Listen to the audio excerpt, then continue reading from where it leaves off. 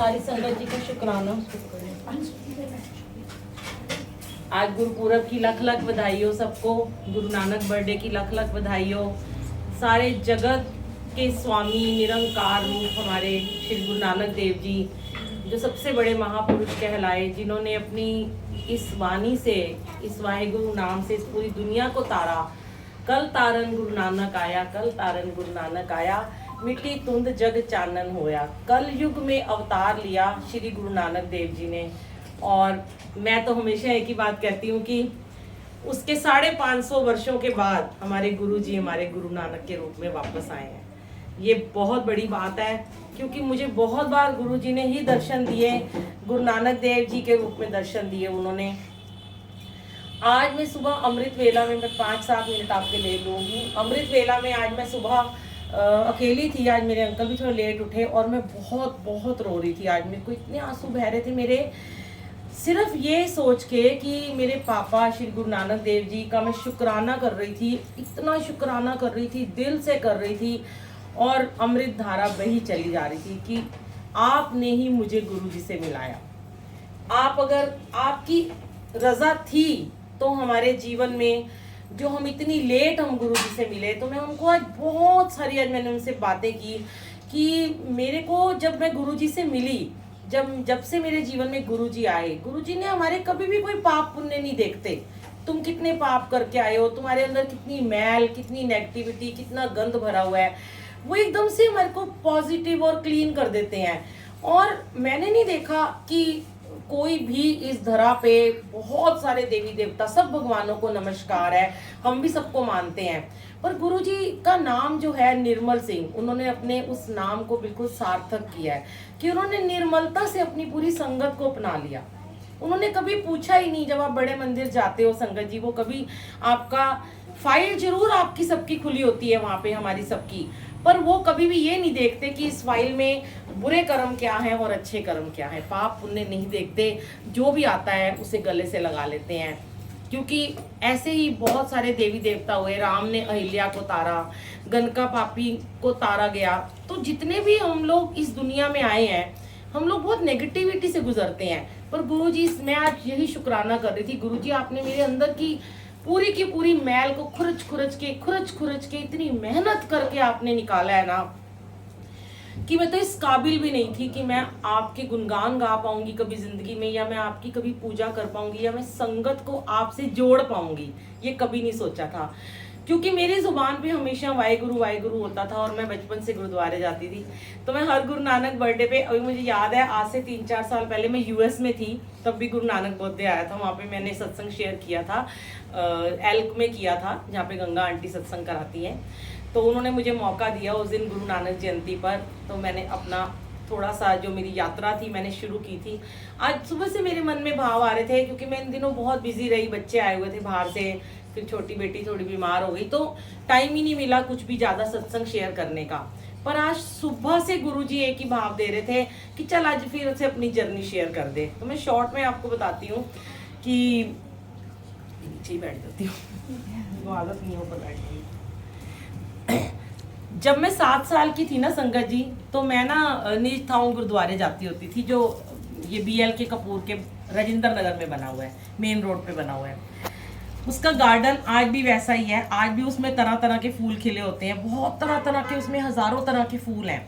वही एक गुरुद्वारा ऐसा है, मैंने बाद में मुझे पता चला कि सिंधियों ने वो गुरुद्वारा बनाया है।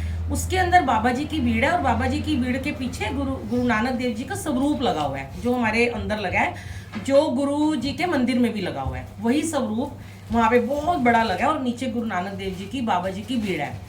अब मेरी उस टाइम मेरी मम्मा नहीं थी, मेरी मम्मी की डेथ हो चुकी थी, और मैं अक्सर ही वहाँ पे खेलने जाती थी। मैं उस गुरुद्वारे में, उस गार्डन में बच्चों के साथ खेलती थी मैं जाके। मेरे को तो ये पता ही नहीं था कि गुरुद्वारा क्या होता है, पूजा पाठ क्या होता है। मुझे वो पार्क अच्छा लगता था, और मुझे वो गुरु नानक देव जी का स्वरूप बहुत अच्छा लगता था। तो मैं शुरू से उनको कहती थी कि मेरा कोई नहीं है तो मेरे पापा आप हो। मैंने खुद ही उन्हें अपना पापा बना लिया। तो गार्डन में बड़े सुंदर सुंदर ऐसे कलरफुल रोजेज होते थे कि मैंने कभी दोबारा जिंदगी में नहीं देखे। तो मैं हर रोज एक नए कलर का फूल तोड़ती थी और ना बाबा जी को चढ़ा के आ जाती थी। और जैसे ही मैं फूल तोड़ती तो माली पकड़ के मेरी पिटाई कर देता था कि तुम कल से यहाँ पे नहीं आओगी। मैं फिर भी अपनी ज़िद नहीं छोड़ती, मैं रोज़ आना फूल तोड़ती थी और फिर मैं चढ़ा आती थी। और वो हमेशा ही मेरे को फिर रोज़ डांटता, तुम फिर से आ गई हो। तो मेरे मन में ये भाव आता था कि मैंने एक फूल चढ़ा के मैंने गुरु नानक देव जी से एक अपना रिश्ता जोड़ लिया है कि मैं उन्हें क्या दे सकती हूँ, मैं उन्हें सिर्फ फूल दे सकती हूँ और वो मेरे को एक बंधन में बंध गए हैं। बड़ी होती चली गई, धीरे धीरे मैं गुरुद्वारे में वहाँ जाने लगी। तो मैं सच में आज सुबह मैंने गुरु जी से बहुत, गुरु नानक देव जी से मैंने माफ़ियाँ भी मांगी कि अनजाने में मैंने बहुत गलत भी काम किए, अनजाने में किए। मैं आपको बताती हूँ, ऐसे ये चीज़ें शेयर नहीं लोग करते, पर आज मैंने गुरु जी से कहा मैं कन्फेस कर रही हूँ अपने आप को, अपनी गलतियों को कि मैंने क्या किया, बचपन में किया। मैं चप्पल चोर थी बहुत बड़ी पर मैं चप्पल घर नहीं लेके आती थी। मैं मतलब एक शैतानी के रूप में जितने भी लोग वहाँ पे लंगर होता था, ये गुरुपूरब मनाया जाता था, तो सबकी एक एक चप्पल उठा के ना कहीं फेंक देती थी और एक वहाँ पे छोड़ देती थी। मुझे तो समझ ही नहीं थी, पर मैं शरारत करती थी अपने हिसाब से। मुझे बहुत बाद में समझ में आया कि बहुत कर्म बढ़ते हैं किसी की चप्पल चुराने से। मुझे नहीं पता था ये बात, क्योंकि लोग कहते हैं चप्पल तो दान करनी चाहिए ना, उससे आपके कर्म कटते हैं। और मैंने तो लोगों की चप्पलें चुरा के फेंक दी। फिर मैं सोचती थी कि कैसे वो बेचारे रोते होंगे, इतनी महंगी उनकी चप्पल, पता नहीं किसी की कितनी महंगी होती होगी। और मैं तो फेंक देती थी उठा के, कभी गटर में फेंक देती थी, कभी नाली में फेंक देती थी। मुझे बड़ा मजा आता था कि जब वो लोग ढूंढते थे अपनी चप्पलें तो मैं चुपचाप देखती थी। किसी को कभी नहीं मैंने बताया कि मैंने चप्पल आपकी फेंकी है। टाइम बीतता चला गया। आज मैंने गुरु नानक देव जी को सुबह सुबह गुरु जी के आगे अपनी माफ़ियाँ मांगी गलतियों की कि मैंने बहुत ऐसे काम किए कि हाँ। और मैंने प्रसाद भी बहुत चोरी किया, सच में टॉफ़ी का प्रसाद मैं बहुत चुरा लेती होती थी, पतासे का भी चुरा लेती होती थी। क्योंकि ना आपको पता है उस समय बहुत ही हम सब पूरे सूरे रहते होते थे, भूख भी लगती थी, मम्मी पापा थे नहीं, कुछ जो कुछ मिलता था उठा खा लेते थे। आज समझ में आता है कि जब किसी गरीब को देखते हैं कि बहुत गुरु जी ने बहुत सिखाया कि उसके बाद तो ज़िंदगी में इतने नौकर चाकर रखे गए हमारे घर में, दिन रात 24 घंटे के मियाँ बीवी तक नौकर रहे, और हमने कभी किसी को रोका नहीं खाने पीने के लिए, क्योंकि अपना बचपन नहीं कभी भूले कि हाँ भूख लगती थी तो प्रसाद ही चुरा खा लिया। पर मैं चप्पल कभी किसी की घर नहीं लाई, क्योंकि मैं छोटी थी, इतनी बड़ी बड़ी चप्पलों का मैंने क्या करना था। वो टाइम निकलता चला गया, मैं बड़ी होती गई। और ना इधर बार मैं ना जैसे ही थोड़ी सी बड़ी हुई तो मैं बंगला साहब जाने लगी। मतलब 12-13 साल की उम्र में मुझे कोई आंटियाँ बंगला साहब लेके जाने लगी। अब बंगला साहब में ना जाके ना मुझसे सेवा बहुत लेने लगे गुरु महाराज। छोटी सी थी, शुरू से आदत थी रोटी वोटी बनाने की, और मैं वहाँ खूब लंगर पकाती थी, रोटियाँ बनाती थी। तो लोग सबकी मैं फेवरेट थी बंगला साहब में, सारे सेवादारों की। इवन मैंने तसले तक उठाई, ईट सेवा जो कार सेवा होती है वो भी, गारे भी उठाए मैंने। बहुत मेरे को अच्छा लगता था, धुलाइयाँ करना, बर्तन धोना, बहुत सेवा ली महाराज ने। ऐसी ही ज़िंदगी बीतती चली गई।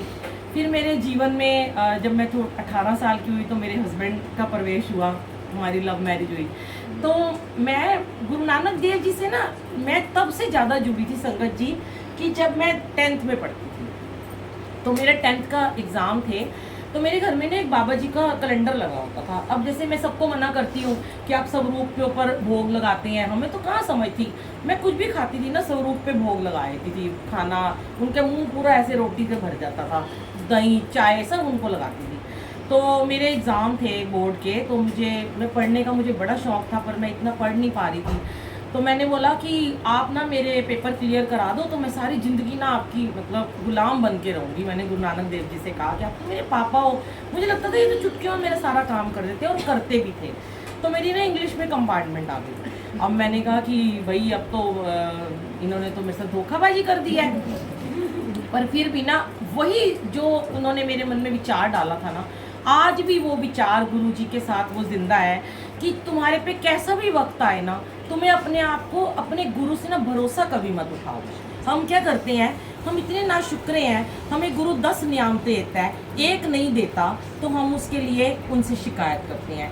श्री सुखमनी साहिब जी की 5वीं 4थी पौड़ी में है, 10 वस्तुले पाछे पावे, एक बसत कारण भी खोट गवावे, एक भी ना दे 10 भी हिरले, ता मूड़ा तू क्या करे। उसने इतनी वस्तुएं दे दी, एक नहीं दी तो उसको शिकायत करता है। तब मैंने मेरे मन में ये नेचुरल भाव, मुझे कोई सिखाने वाला नहीं था, मेरे कोई पेरेंट्स नहीं थे, कोई मेरे रिलेटिव नहीं थे, मुझे कौन सिखाने वाला था। तब भी थॉट्स गुरु नानक देव जी मेरे मन में डालते थे। तो उन्होंने मेरे मन में थॉट डाला कि तेरा पेपर क्लियर हो जाएगा, पर तू ना विश्वास रखियो। तो मैंने खूब अच्छे से फिर मैंने मेहनत भी करी और मैं कंपार्टमेंट जो मेरा आई मैं पास हो गई उसमें। मेरा विश्वास और ज़्यादा बढ़ गया। कुछ ऐसा होता गया, कुछ चीज़ें मुझे नहीं भी मिली पर मेरा विश्वास कभी नहीं डगमगाया। फिर जब मेरे अंकल मुझे मिले तो मैंने फिर तब एक मन्नत बचपने में सब कुछ मान लेती थी। तो मैं आपको बताऊं, मैं बड़े प्रसाद मानती होती थी। मतलब 5 रुपए का प्रसाद बहुत बड़ी चीज़ होती थी उस टाइम पे कि नौकरी करती थी मैं, तो 3000 रुपये सिर्फ सैलरी थी, पर उसमें से 5-5 रुपये के प्रसाद करके हफ्ते में 50 रुपये निकल जाते थे। 5 रुपये का प्रसाद चढ़ाऊंगी, ये कर दो 5 का, तो पूरा हफ्ते में 50 रुपये हो जाते थे। तो मैंने ना अनजाने में ही मन्नत मांग ली कि मेरी इनसे शादी करा दो, तो मैं ना आपके बंगला साहब ना जहाँ भी रहूँगी ना पैदल चल के आऊँगी। मैं तो समझ ही नहीं थी कितना किलोमीटर है, पता नहीं मेरी शादी कहाँ पे होगी। तो मैंने मन्नत मान ली। अब मैं अपनी मन्नत को पूरा जरूर करती थी, अब तो सब मनते मनते छोड़ दी हैं। मेरी इनसे शादी हो गई और मैंने ये भी माना कि मैं ना हर शनिवार को बंगला साहब गुरुद्वारे आया करूँगी, चाहे कुछ भी हो जाए दुनिया में, इधर से उधर हो जाए, आंधी आए तूफान आए, चाहे मेरे बच्चे हों, जो भी मेरे पे वक्त आएगा मैं ज़रूर आऊँगी और सेवा करूँगी। तो ऐसे ही मेरी मैरिज हो गई। फिर मैंने काफ़ी उसके 1-2-3 साल बाद जब मेरी बेटी हो गई, दोनों बेटियाँ हो गई, तो मुझे याद आया 5 साल बाद की मेरी मन्नत थी। तो मैंने सोचा कि चलो अब मैं पूरी करती हूँ। तो मैं अकेली निकल पड़ी। ये सब मुझे कह रहे कि कैसे जाएगी, मैंने कहा ढूंढ लूँगी रास्ता, पता तो था, गाड़ी से हर हफ्ते जाती ही थी मैं। और सबको जोड़ा, ससुराल वालों को। तो बस 2 व्हीलर होता था लम्ब्रेटा, उस पर ही बैठ के जाते रहे, दोनों बच्चों को लेके उसी पे हर हफ्ते जाते रहे। सबको जोड़ दिया, सब गुरु नानक देव जी से जुड़ गए और फिर अपना निभाते रहे हम अपना जो हमारा कर्म था। बहुत रोका मुझे, जैसे गुरु जी के टाइम पे लोगों ने रोका, तब मेरे सारे ससुराल वाले कहते थे क्योंकि उन्हीं दिनों इंदिरा गांधी की वो हुई थी, कहते तेरे को गोली मार देंगे। मैंने कहा मारनी हुई घर आके मार देंगे, यहाँ क्या मारेंगे। नहीं छोड़ा गुरुद्वारे जाना, सब चलता रहा, सेवा भी चलती रही, सब कुछ है। मन्नत भी पूरी कर ली। पता चला 16.5 किलोमीटर है लॉरेंस रोड से वहाँ का रास्ता, पर चली गई। अब पहुँच तो गई। मैंने कहा बाबा जी आने की मन्नत नहीं, पैदल की मानी थी। ऑटो पे आऊँगी, वापसी में ऑटो कर ली, बहुत थक चुकी थी मैं। रुक रुक के कहीं किसी के घर पानी पी रही हूँ, कहीं वॉशरूम जा रही हूँ, पर बड़ा ही आनंद आया था। फिर दोबारा मैंने एक बार ये वाली मन्नत की थी जब मेरा बेटा हुआ था, साहिब हुआ था, फिर मैंने ये मन्नत की थी। तो चलो ये होता चला गया। जीवन में हर एक आंसर ना मुझे ना गुरुजी, वाहिगुरु जी मुझे देते थे, हर एक आंसर मुझे देते थे। तो धीरे धीरे मेरी शादी के बाद मैं जुड़ती चली गई।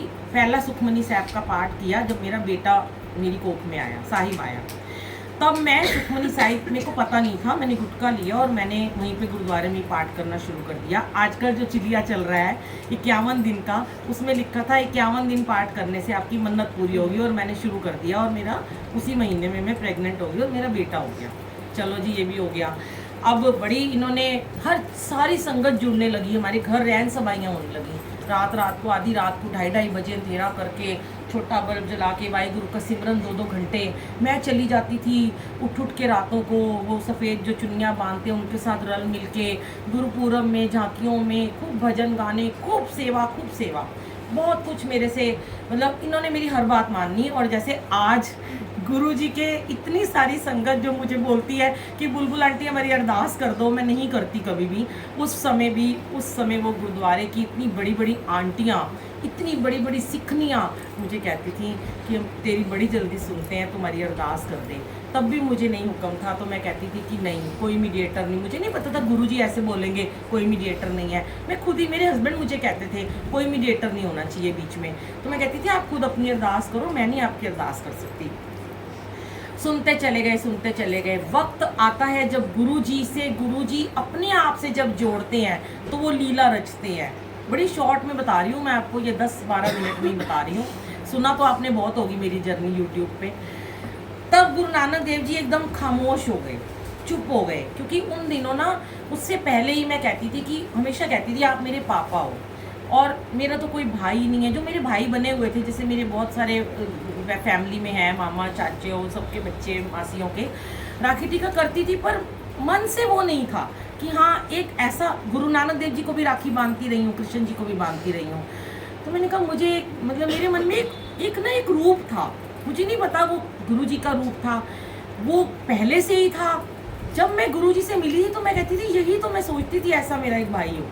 तो मैं गुरु नानक देव जी को कहती थी कि मेरे को एक भाई दे दो, एक वीर दे दो मुझे, लोगों के सबके भाई हैं, मैं भी उसको, वो यंग होना चाहिए भी, आप तो बुढ़े हो गए हो, आप आपको राखी बांध जो पापा समझ के बांधती, मुझे एक यंग वाला भाई चाहिए। तब उन दिनों गुरु नानक देव जी बिल्कुल चुप हो गए थे, मेरी किसी बात का जवाब नहीं दे रहे थे संगत जी। और मैं बहुत उनसे क्वेश्चन करती थी, मैं बहुत प्रॉब्लम्स में चल रही थी, मेरा बिजनेस बहुत ज़्यादा अप डाउन हो रहा था, मेरा बहुत खर्चा हो रहा था और मेरे को नहीं जवाब मिल रहा था कि मैं करूं क्या। तो अचानक से मेरी एक दीदी आती हैं जिनसे मैंने ब्यूटिशियन का कोर्स किया था शादी से पहले, वो 26 साल के बाद ऑस्ट्रेलिया से आती हैं और मुझसे मिलती हैं और सरदारनी होते हुए मुझे गुरुजी से जोड़ देती हैं। और फिर उसी दिन, मतलब ये गुरुजी हर अपने गुरुपूरब पे मेरे से सत्संग जरूर शेयर कराते हैं कि मैं बड़ी उस दिन कंफ्यूज थी कि जब मैं गुरुजी के पास जा रही थी कि मैं अपने इष्ट से, आप सबको जवाब मिलेगा, यहाँ जितनी संगत बैठी है उसके अलावा जो यूट्यूब पे सुनते हैं उन्हें भी तो आंसर मिलते हैं, कि लोग कहते हैं कि अपने इष्ट को छोड़ दिया हमने धोखा किया। मेरे मन में ये सवाल थे कि मैंने अपने इष्ट को छोड़ दिया, मैंने अपने पापा को छोड़ के मैंने एक दूसरा गुरु बनाने के लिए जा रही हूँ।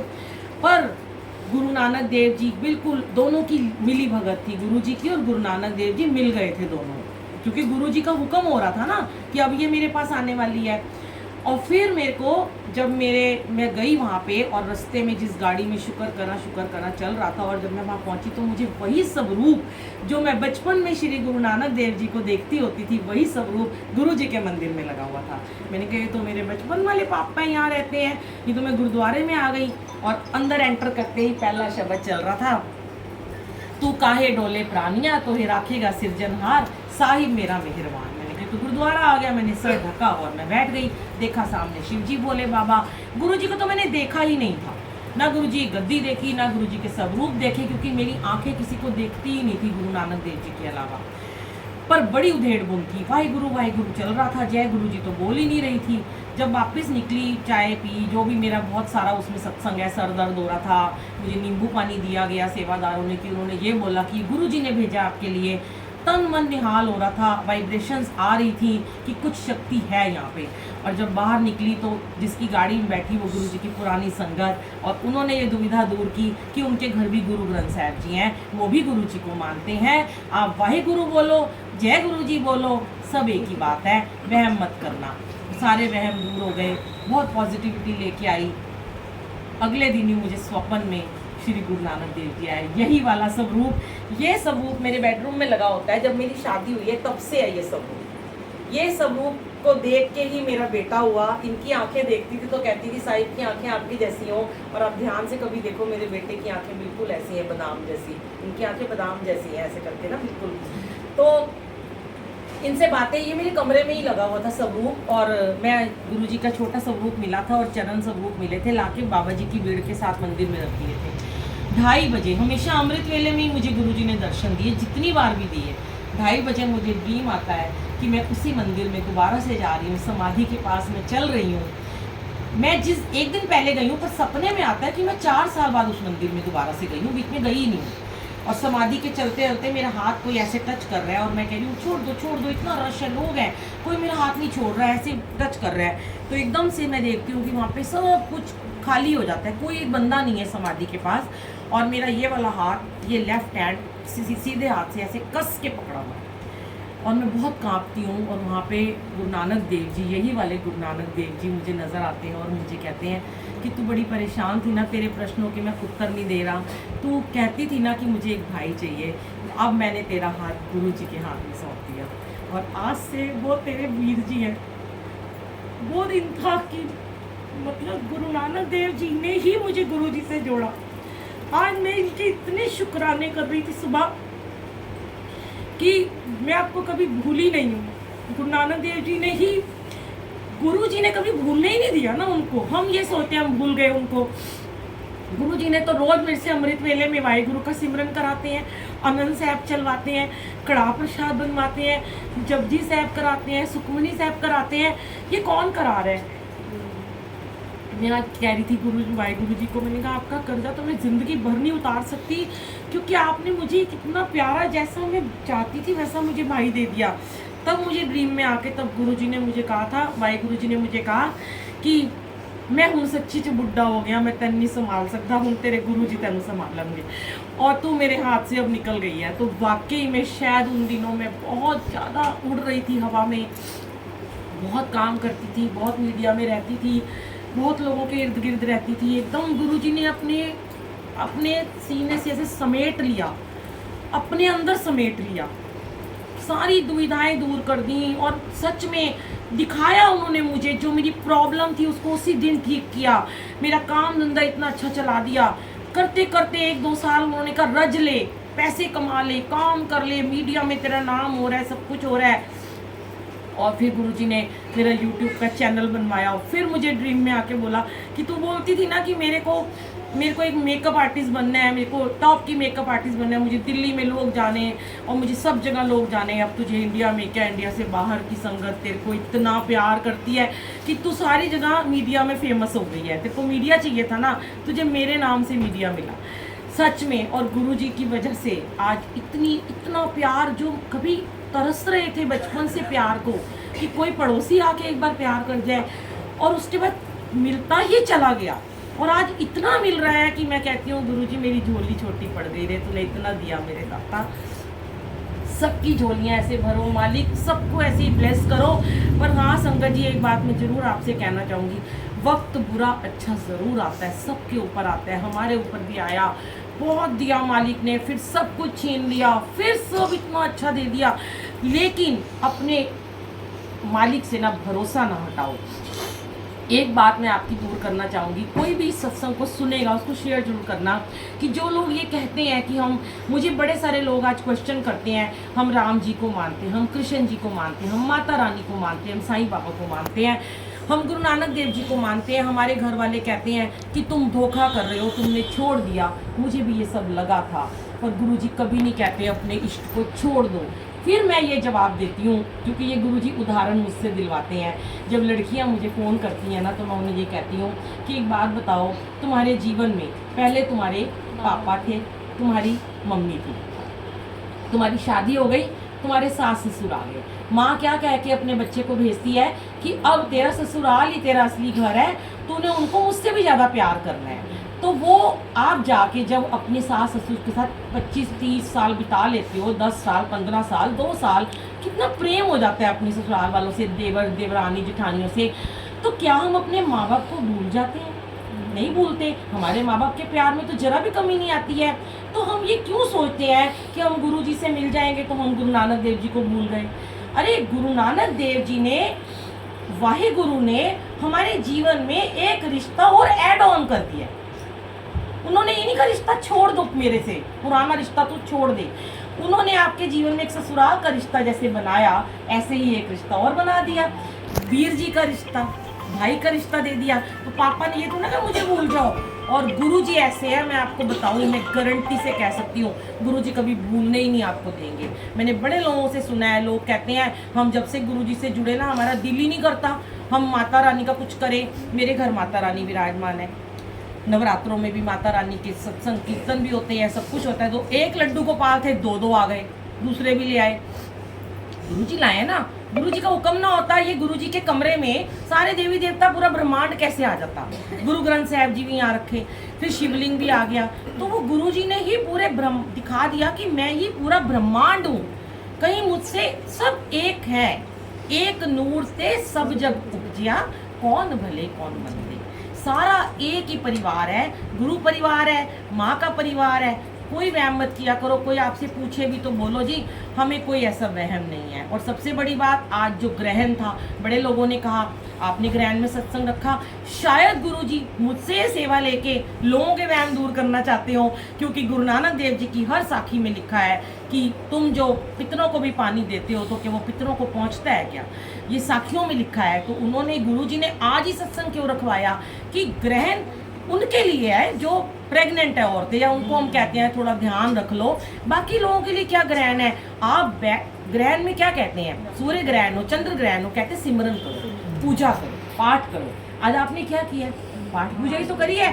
इतना कोटान शुक्राना करते होंगे सारे देवी देवता आपका कि इतनी संगत ने बैठ के यहाँ पे पूरे ब्रह्मांड के लिए एक पूजा पाठ करें। कितना आपको, कितने सारे अश्वमेघ यज्ञ का फल मिलेगा पता है आपको, क्योंकि आपने ग्रहण के समय सिमरन किया, शब्द गुरबानी को सुना है। कोई वहम मत किया करो। और एक छोटी साखी सुनाती हूँ, बहुत छोटी सी 2 मिनट की, गुरु नानक देव जी की। शायद आप लोगों ने, कईयों ने सुनी होगी, कईयों ने नहीं सुनी होगी। जब गुरु नानक देव जी ने अपना शरीर छोड़ा था तो हिंदू मुस्लिम में बहुत ज़्यादा झगड़ा हो गया था। हिंदुओं ने कहा ये हमारा वीर है, मुसलमानों ने कहा ये हमारा पीर है, अब इनकी जो है हम अपने हिसाब से इनकी अंत्येष्टि करेंगे। हिंदुओं ने कहा, सिखों ने कहा नहीं जी ऐसे तो नहीं हो सकता। अब गुरु नानक देव जी की जो शरीर था वो सब कुछ सुन रहा था कि ये लड़ रहे हैं, क्योंकि गुरु नानक देव जी ने हिंदू मुस्लिम सिख ईसाई की सारी प्रॉब्लम्स को ख़त्म करके सबको एक का करना सिखाया। एक ही पंगत में लंगर बैठ के खिलाया। उन्होंने तो ये चीज़ों को दूर किया। अब गुरु नानक देव जी की उन्होंने सोचा कि मेरे जाने के बाद भी ये लोग इतना लड़ रहे हैं, मेरा इस दुनिया में कलयुग में आने का फ़ायदा ही क्या हुआ। अब इनकी लड़ाई को किसी तरह से ख़त्म तो करना पड़ेगा। तो उनके ही किसी 5 प्यारों में से एक सिख के मन में डाला गया कि चलो गुरु नानक देव जी की चादर हटाते हैं और देखते हैं अभी अब क्या होगा, लड़ाई झगड़ा मार पिटाई जो होगा, खून खराबा हो जाएगा। तो जैसे ही उनकी चादर हटाई गई तो गुरु नानक देव जी के शरीर की जगह फूल ही फूल थे। तो उन्होंने क्या किया कि हिंदुओं को आधे फूल दे दिए और आधे फूल मुसलमानों को दे दिए कि लो तुम इनको अपने हिसाब से करो, तुम इनको अपने हिसाब। देखो गुरु नानक देव जी जाते जाते भी हिंदू मुस्लिम को फिर एक करके चले गए। और हम लोग जो हैं फिर भी इतने नाशुक्र हैं, इतने नाशुक्र हैं कि कहीं भी, मैं आज भी मानती हूँ, मतलब कहना नहीं चाहिए, मेरे घर भी मेरे हस्बैंड भी हिंदू परिषद को बहुत ज़्यादा मानते हैं।